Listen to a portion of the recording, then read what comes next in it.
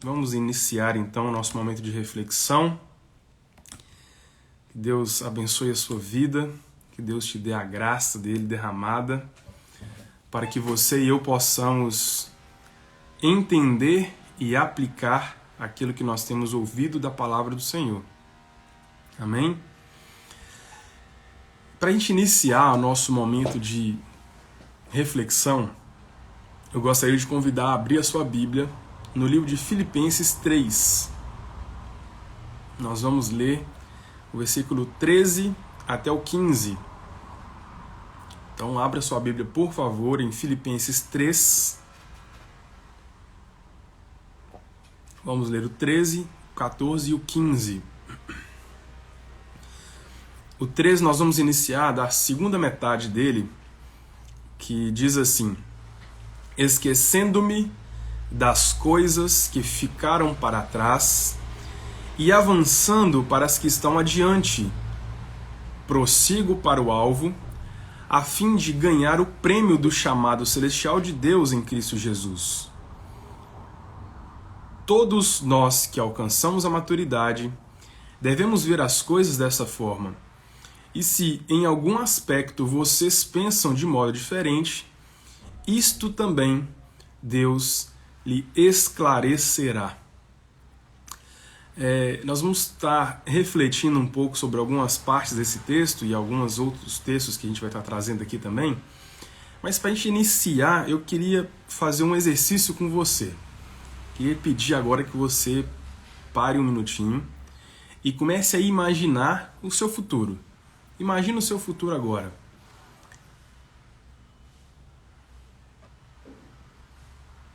Agora agora fala com você mesmo, não precisa comentar, mas pode falar aí. Você pensou em quanto tempo daqui para frente? Você pensou em 5 anos, 10 anos, talvez 20, 30? Você pensou em quanto tempo daqui para frente? Quanto tempo no futuro você está imaginando? E essa pergunta que eu fiz não foi à toa, né? Tem um motivo para ela. Você conhece um pregador e escritor chamado Francis Chan?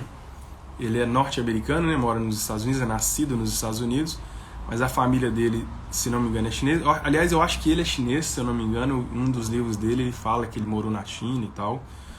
Posso estar enganado. Mas ele faz uma analogia, se você entrar no YouTube e digitar assim, Acorda Francis Chan, você vai encontrar essa analogia que ele faz, que eu acho muito bacana. Se você digitar Acorda Francis Chan dublado, você vai achar ele dublado, tá? Ele põe no palco uma corda gigantesca. Imagina uma corda.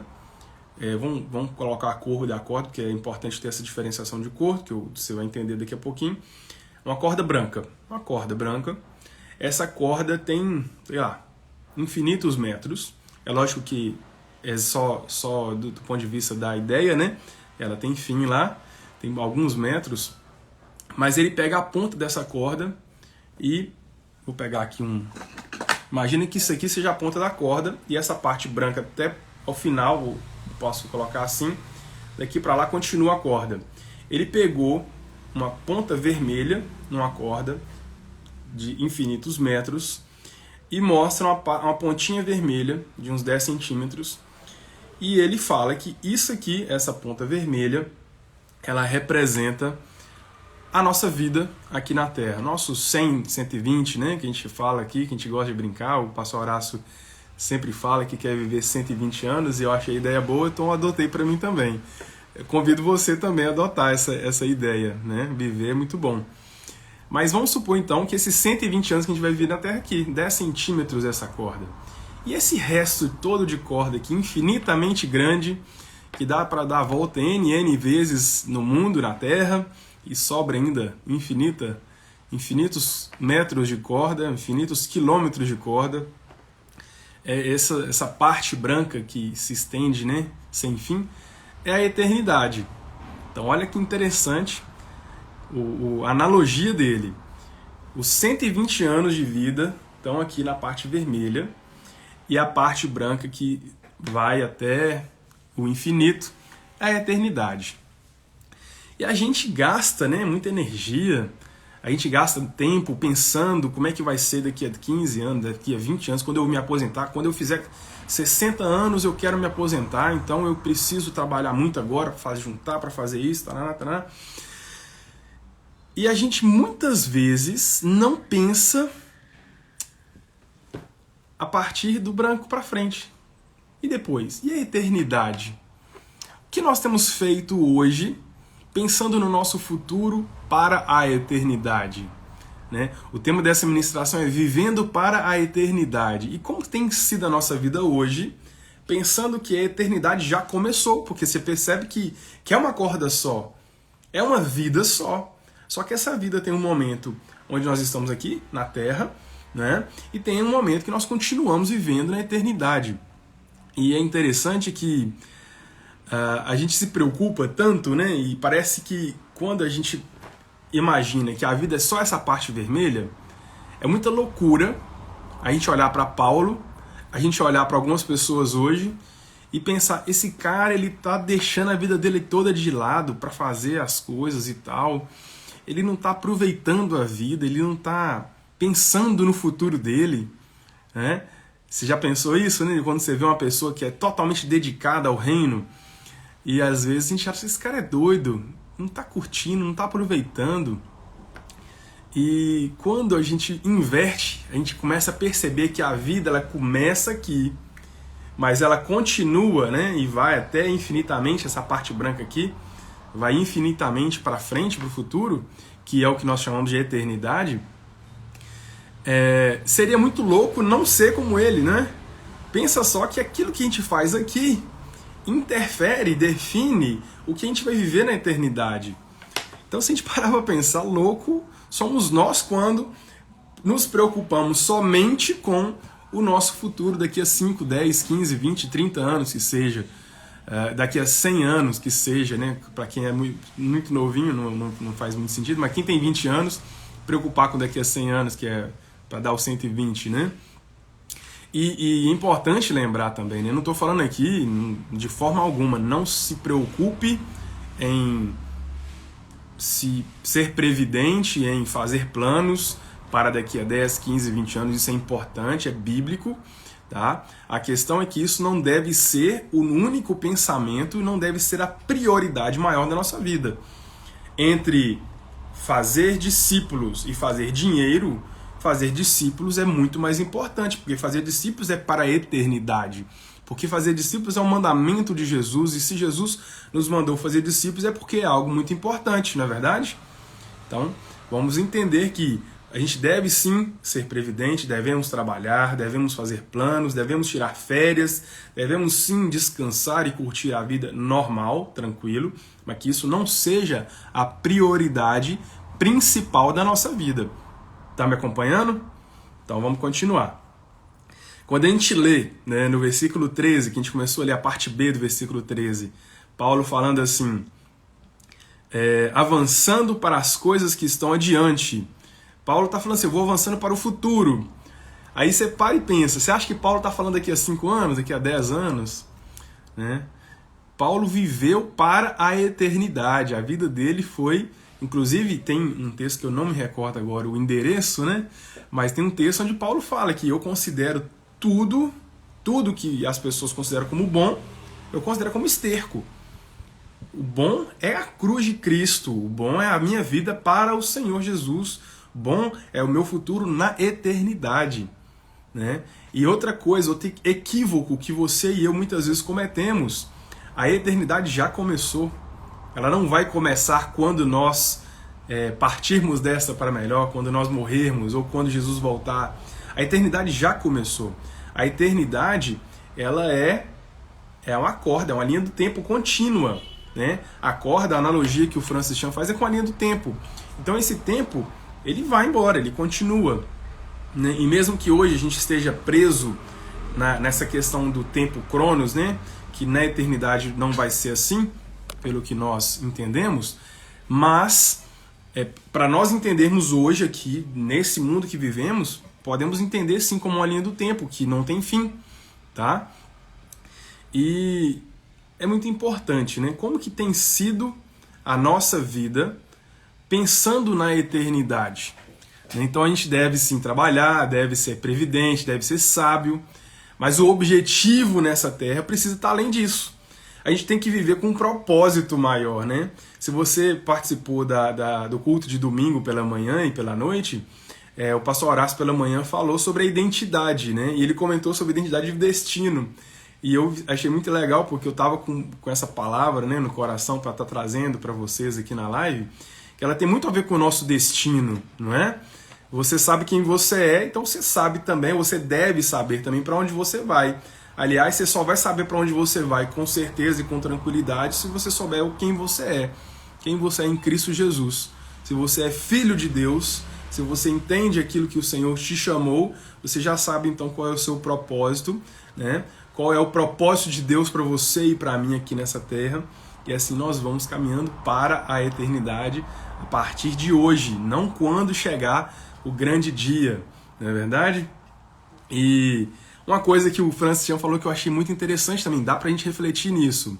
Imagina só o dia do juízo, né? Todos nós sabemos, nós que somos cristãos, que acreditamos na Bíblia, sabemos que haverá o dia sim, onde nós haveremos de prestar contas, onde será reunido a humanidade, e aí a gente pode imaginar como é que vai ser, né? Você vai ter um telão gigante com a tecnologia top de linha que a gente nem imagina como que seja, mas que vai passar nos nossos olhos a nossa vida, enfim. A gente pode imaginar e tantas coisas. A Bíblia não fala nada disso, a gente só fica imaginando. Mas fato é que haverá o dia sim do juízo, isso a Bíblia disse, isso nós cremos. E aí nós podemos agora parar e refletir sobre o que é que eu vou me arrepender e o que é que eu vou usar aspas aqui, me orgulhar, né? Que a palavra orgulho ela tem um sentido às vezes um pouco ambíguo, mas me orgulhar no sentido de que vai ter valido a pena fazer. O que eu fiz na minha vida aqui na Terra, nos meus 120 anos, que valeu a pena ter feito? Você acha que o tempo que eu gastei vendo séries no Netflix, eu vou me orgulhar ou eu vou me arrepender?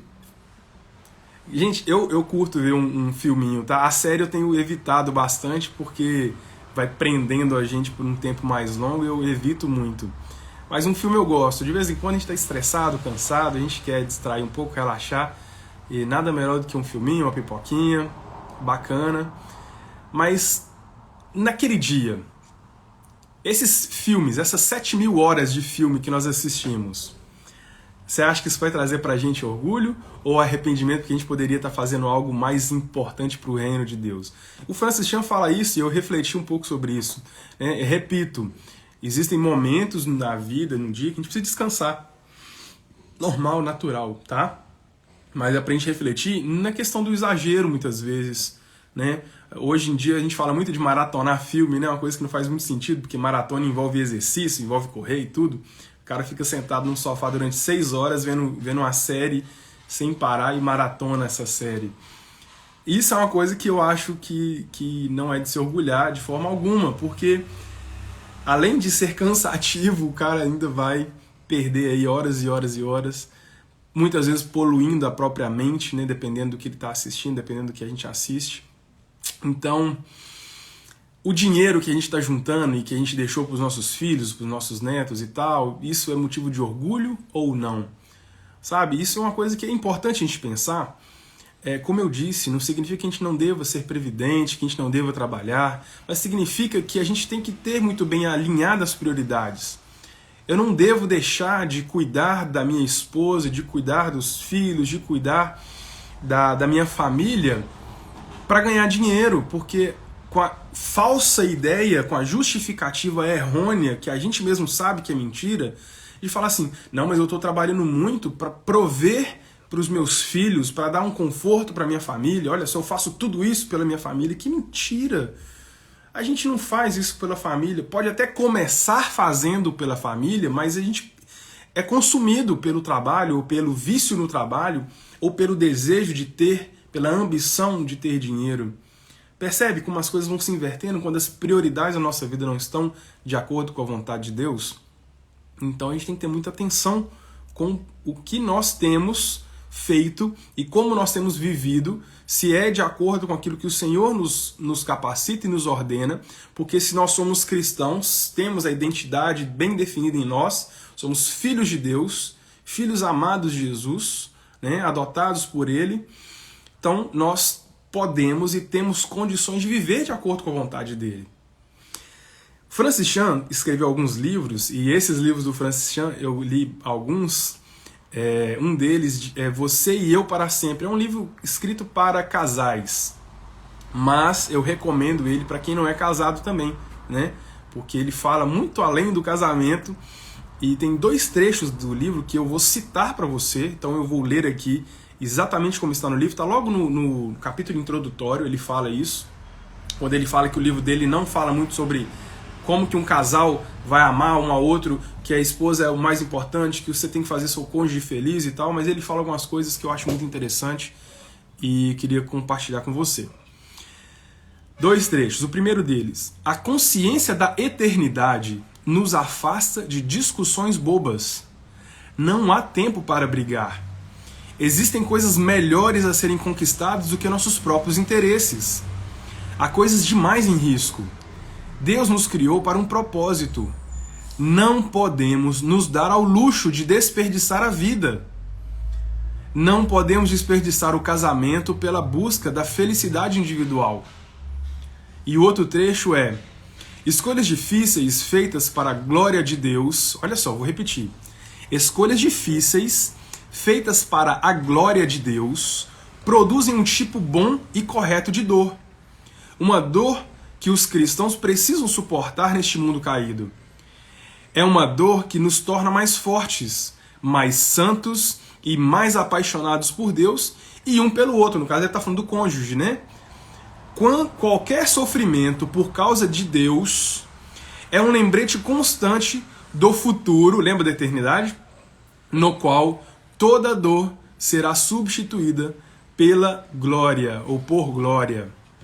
E aí cabe agora uma nova pergunta para mim e para você. Uma pergunta que, se eu não me engano, eu já fiz aqui nessas lives algumas vezes.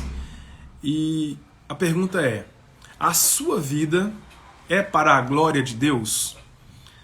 Sabe, gente, se a sua vida é para ser feliz, se a sua vida é para ter alguma coisa, tome cuidado. Porque quem busca felicidade não a encontra, tá? E isso aí, independente de falar de religião ou de falar, né, do reino de Deus, da sua palavra, mas é no mundo secular mesmo. Se você ouvir qualquer coach falar aí, qualquer livro de autoajuda, você vai ver que não tem ninguém que fala que a felicidade é encontrada quando você busca por ela, né? O que eles falam, inclusive, faz todo sentido. A felicidade são os momentos que nós vivemos indo para algum lugar, sabe? Então, quando Paulo, né, que o texto que nós lemos, quando Paulo foi açoitado, quando Paulo sofreu, quando Paulo foi humilhado, apesar de falando e talvez vendo, né, com certeza vendo ser alguma coisa triste, mas o motivo pelo qual ele passou por isso trouxe alegria ao coração dele, trouxe felicidade. Então você vê como é que felicidade é uma coisa que não é tão simples, não é tão fútil, superficial. Felicidade é muito mais do que ter coisas, entre aspas, consideradas boas. A questão é para onde nós estamos indo, né? Qual que é a nossa visão da eternidade? O que a gente vê de futuro para além de 100 anos, para além de 50 anos, né? Para depois do grande dia do juízo? Se você tiver com a sua Bíblia aí, abra comigo em Filipenses 2, nós vamos ler os 8 primeiros versículos. Filipenses 2.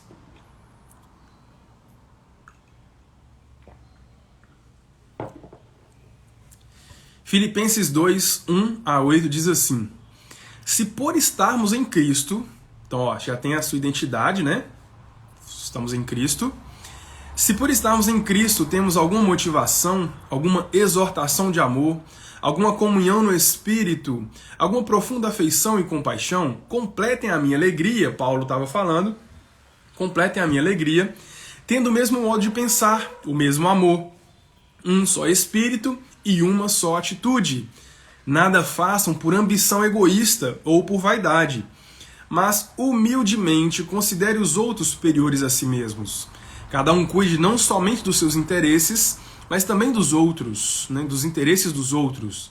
Seja, olha só, versículo 5, ouça com atenção, acompanhe comigo.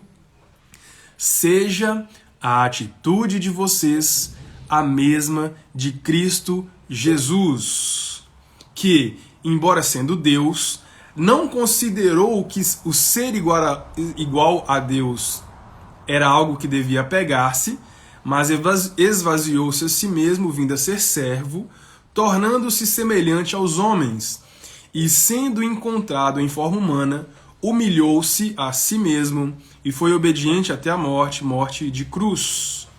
Né? Então, se a sua prioridade não for ser filho de Deus, semelhante a Jesus, né? Ou seja, a minha prioridade não pode ser casar, não pode ser ter filhos, não pode ser ter um patrimônio muito bom. E não significa, gente, repetindo, não significa que nós não devamos querer nos casar, não significa que a gente não possa querer ter filhos, não significa que a gente não possa querer ter um patrimônio.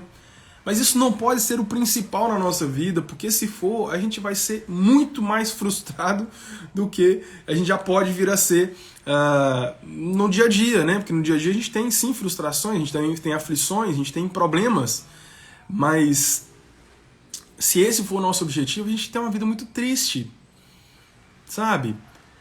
A gente pode até conquistar o que a gente está querendo, e aí, conquistou, agora você vai ter que correr atrás de outra coisa, porque você já conquistou aquilo, então e aí? Né? A gente precisa ter uma prioridade muito bem definida. E se a sua prioridade, a minha prioridade, for sermos filhos de Deus, semelhantes a Jesus, porque esse é o propósito de Deus para você e para mim. O propósito de Deus é ter uma família de filhos semelhantes a Jesus. E você e eu podemos sim ser filhos e filhas semelhantes a Jesus por meio de Cristo que morreu por você e por mim na cruz. Não é?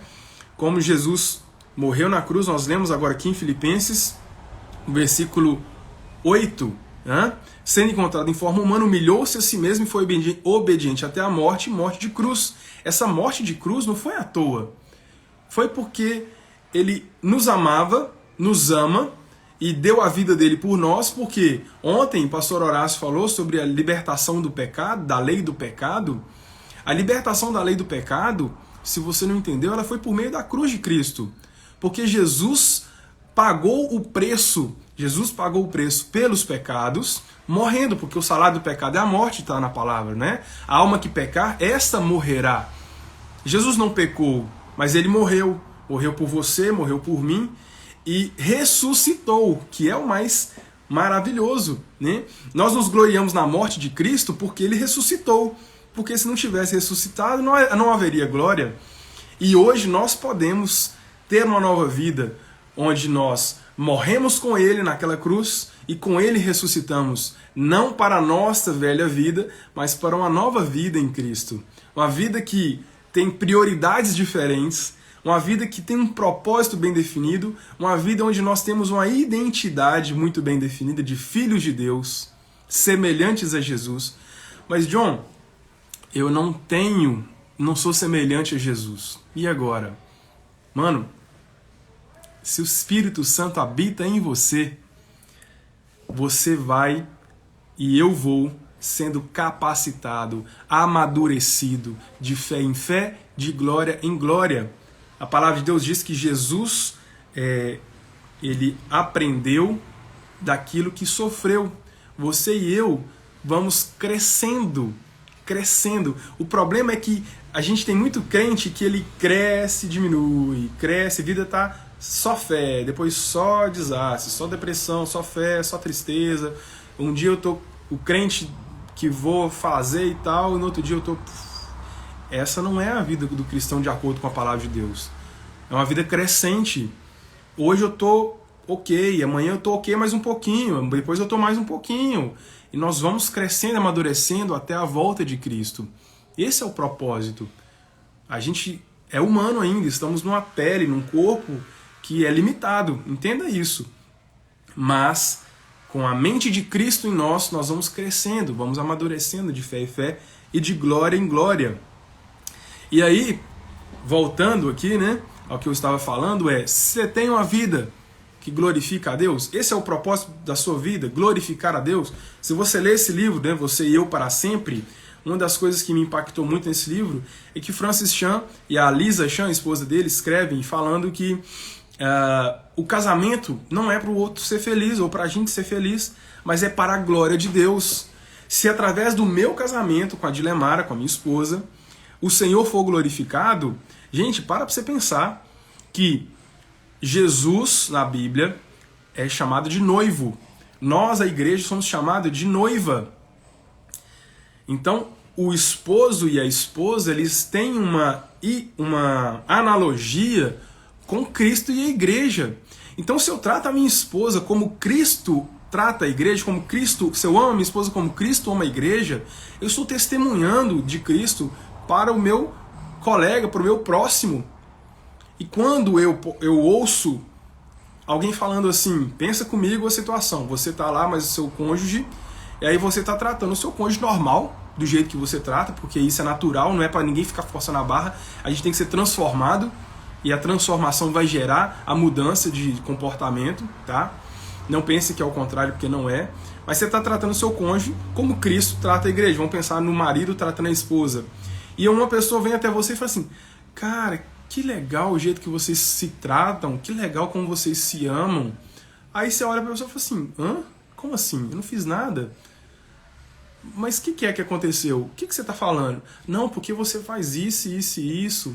Nossa, cara, lá em casa não é assim. Gente, olha só, a sua vida pode ser um instrumento para evangelizar, um instrumento de abertura para que a pessoa ouça de Jesus através do seu testemunho. Mas se o seu propósito for o propósito correto, porque se o seu propósito for diferente, você vai tratar seu cônjuge da maneira que condiz com o seu propósito.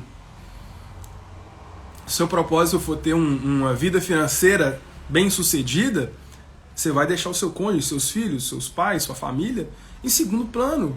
E o seu tratamento com eles também vai ser condizente com isso.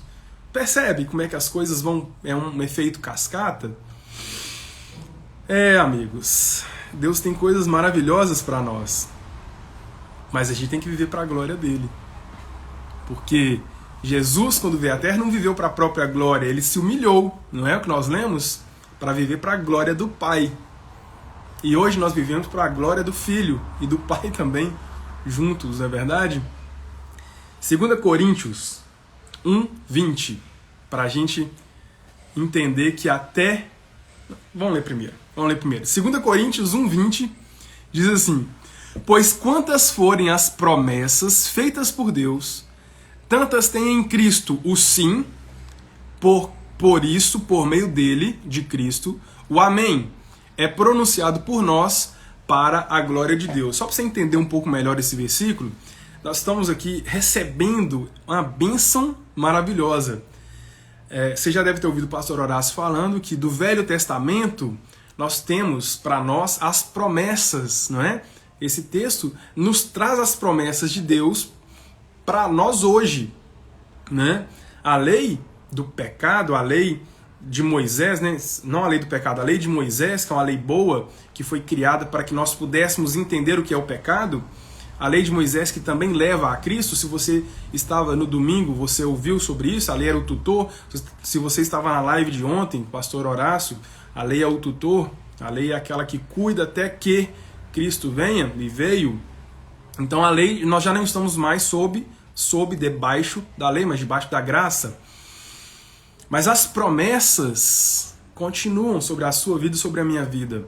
Se você for lá no Gênesis e ler uma promessa, ela é para você, ela é para mim. Mas olha que interessante, que o que eu quero que você entenda é que, vamos lá, versículo 20 no finalzinho, o amém é pronunciado por nós para a glória de Deus. As promessas sobre você e sobre mim, elas também são para a glória de Deus. Não é para a sua glória e não é para a minha glória, mas é para a glória de Deus. Entenda isso. As promessas que vão te abençoar, que vão trazer sobre você o renovo, o gozo do Senhor, e que tudo isso, né, que promessa é coisa boa, né, gente? Vamos entender isso. Tudo isso de bom é para a glória de Deus. É para a glória de Deus. Isso é maravilhoso. Isso é maravilhoso. A gente não pode dar o luxo de desperdiçar a nossa vida, né? A gente leu lá na citação do livro do Francis Chan e da Lisa Chan. Nós não podemos nos dar ao luxo de desperdiçar a nossa vida, porque Deus nos ama e nos chama para vivermos para a glória dele, né? E para viver a glória de Deus e para viver para a glória de Deus, como eu disse, nós precisamos ser filhos de Deus. Precisamos ter um novo coração. Precisamos ter uma nova vida. Precisamos ser nascidos de novo, né? Filipenses 3,15 diz assim: todos nós que alcançamos a maturidade devemos ver as coisas dessa forma, e se algum aspecto vocês pensam de modo diferente, isso também Deus lhe esclarecerá. Lembra que a gente leu esse texto no comecinho de Filipenses? Então, se você ainda não entende muito bem, se ainda está um pouco difícil para você, se apegue a esse versículo, que é uma promessa do Senhor para você. Todos nós que alcançamos a maturidade devemos ver as coisas dessa forma, ou seja, esquecer daquilo que ficou para trás, avançar para as que estão adiante, né, prosseguindo para o alvo, a fim de ganhar o prêmio do chamado celestial de Deus em Cristo Jesus.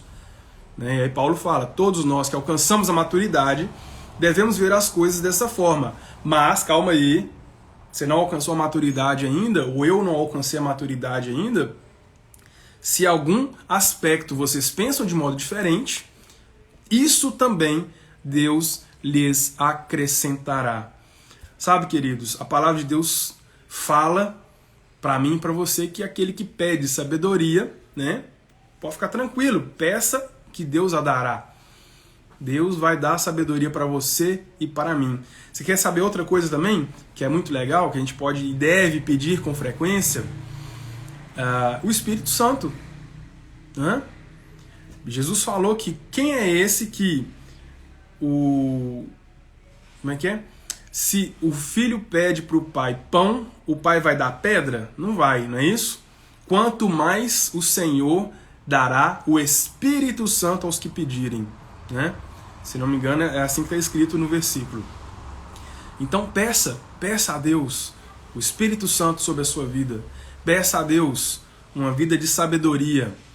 E sabe, gente, lembre-se que a sabedoria de Deus, ela não é como a sabedoria dos homens.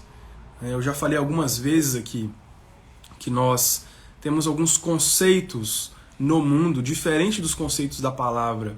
Quando a palavra fala de amor, ela fala de um sentimento. Quando a Bíblia fala de amor, ela fala de um mandamento. É uma decisão que você e eu podemos e devemos tomar. Quando o mundo, né, quando o mundo secular fala sobre perdão, fala sobre um sentimento. Ah, não, eu não consigo perdoar, porque quando eu olho para o professor eu fico irritado, eu fico nervoso. E daí? E daí? O perdão é uma decisão de acordo com a palavra de Deus. Não é um sentimento. O sentimento, como eu já disse, ele pode até ser consequência. Mas o amor, o perdão, arrependimento não é simplesmente fui pego, fui descoberto, agora eu estou arrependido do que eu fiz. Igual, você já viu esses jornalistas que ficam em porta de cadeia entrevistando o ladrão, e está arrependido? Tô arrependido. Aí o cara vai, é preso, tá lá, é solto, depois faz de novo. E aí, tá arrependido? Tô arrependido. Ele não tá arrependido. Ele tá com remorso, ele tá triste, ele tá arrependido de não ter tomado tanto cuidado, né? E foi preso. Ele só não queria ter sido preso, ele queria continuar fazendo as mesmas coisas. E isso não pode ser assim conosco.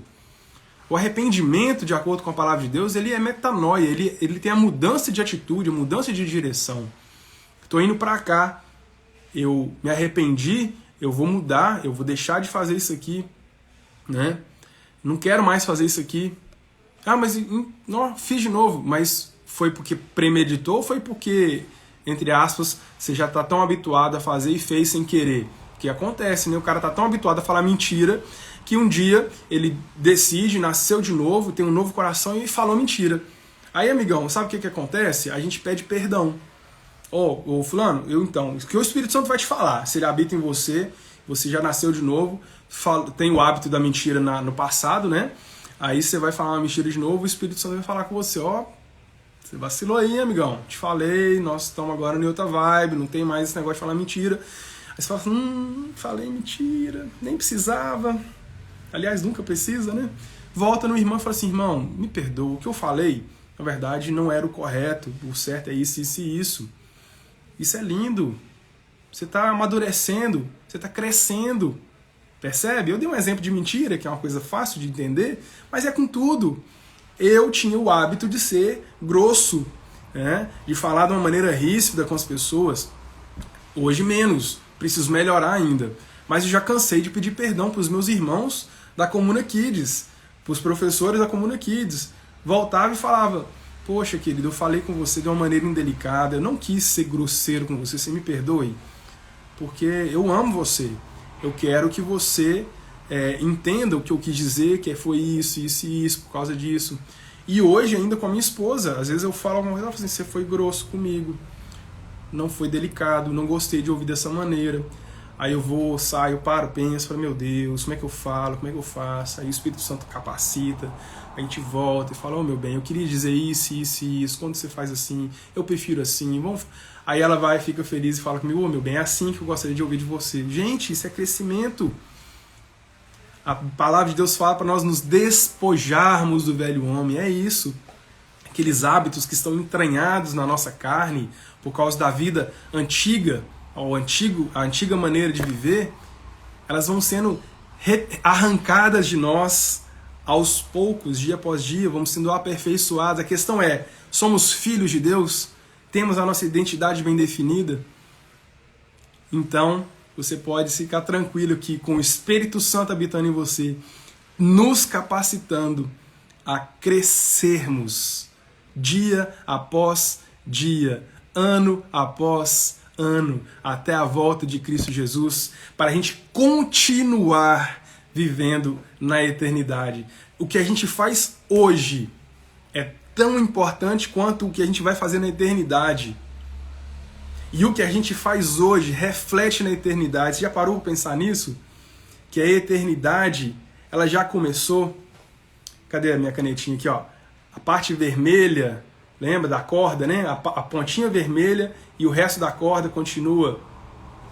A pontinha vermelha, os 100 anos de vida que você e eu temos, ou 120 anos de vida, não são nada perto da eternidade, mas o que nós fazemos aqui nesses 120 anos, eles impactam na eternidade.